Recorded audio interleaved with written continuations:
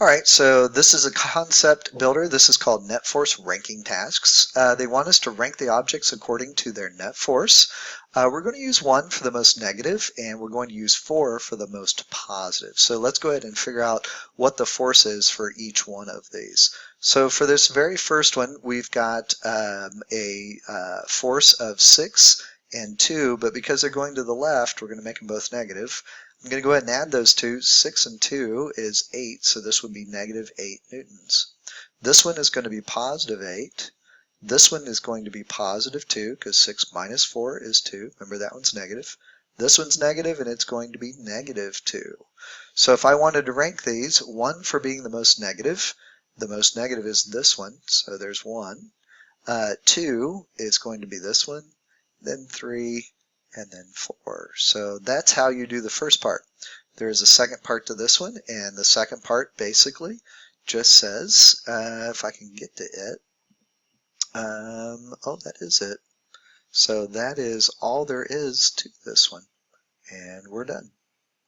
And I was wrong, there is more to this one, so we'll just keep going. We want to rank these objects according to their acceleration. So let's take a look at the very first one here.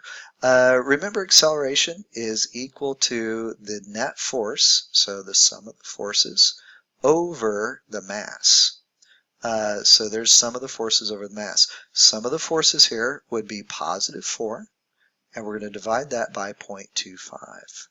So 4 divided by 0.25 is really just 4 times 4, and that would be 16 meters per second squared. So meters per second squared. For the next one, I've got 8 plus 2 is 10, so I'm going to take 10 and divide that by 0.5, or multiply times 2, and so that one gives me 20 meters per second squared. This one is 6 plus 2 is 8. Well, actually, this one is negative 20. There we go.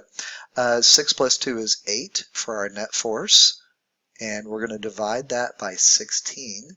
So our acceleration here is a positive 0.5 meters per second squared.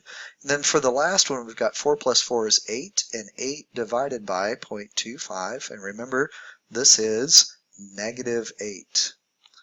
So I'll zoom this back. I don't know why it keeps doing that, but there it is.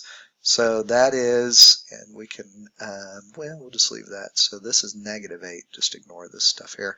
Negative 8 over 0.25 is like multiplying 8 times 4, which is 32. So this is negative 32 meters per second squared. So the most negative one is definitely this one. So that one's first.